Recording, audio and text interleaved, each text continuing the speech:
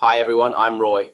Today we're going to look at how electricity laws are made and updated in New Zealand.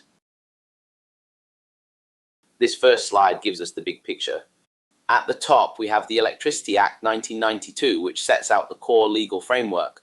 Next we have the Electricity Safety Regulations, which are also a form of law. They provide more specific rules and safety requirements. Below that are AS/NZS standards and NZ Electrical Codes of Practice, NZECPs. These documents aren't laws themselves, but they become legally enforceable when they are cited in the regulations. Finally, to show compliance with all of these, we use legal paperwork such as certificates of compliance, COC, records of inspection, ROI, and electrical safety certificates, ESC.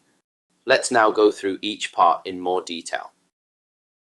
The Electricity Act 1992 was created through New Zealand's standard legislative process. First, the Ministry of Business, Innovation and Employment, MBIE, develops the policy. The draft legislation is written by legal experts at the Parliamentary Council Office. This draft, called a bill, must pass 3 readings in Parliament. After that, the Governor-General signs the bill into law, a process known as receiving royal assent. This is how a bill becomes an Act of Parliament. Once the Electricity Act is in place, it allows the creation of regulations to add more detailed safety rules. The electricity safety regulations are drafted by MBIE and approved by the Cabinet. They are then formally signed by the Governor-General in the Executive Council. Finally, they are published in the New Zealand Gazette, which makes them official and legally binding.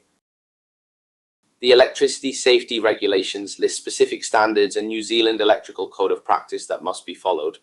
These include documents like AS/NZS 3000, the wiring rules, and NZECP 34, electrical safe distances. Once cited in the regulations, they become legally enforceable. These documents provide the technical methods and procedures for completing electrical work safely and legally. To meet the requirements of the Act, regulations and standards, we must provide legal compliance documents. These include the Certificate of Compliance, COC, completed by the installer to certify that work complies with the regulations. The Record of Inspection, ROI, provided by an authorized inspector for high-risk work. The Electrical Safety Certificate, ESC, which must be issued to confirm the installation is safe to use. These documents are essential for proving that all work has been done lawfully and to the required safety standards. How do we know if a regulation or standard has changed? This is where the New Zealand Gazette plays a vital role. It's the government's official legal publication, like a newspaper for laws. When regulations are amended or new standards are added, they are published here. The Electricity Act requires this publication to inform the public. You'll find warnings about unsafe products, banned electrical items, and any regulatory updates in the Gazette. You can read it online or subscribe to alerts to stay current. To wrap up, here's the full flow. The Electricity Act 1992 enables the creation of the electricity safety regulations. Those regulations then cite standards and codes that we must follow in our day-to-day work.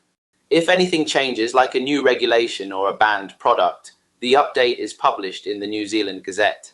Understanding this legal process helps you stay compliant and safe in your electrical career. Now it's time to check your understanding. Now, let's apply what you've learned and see how well you understand the structure of New Zealand's electrical legal system.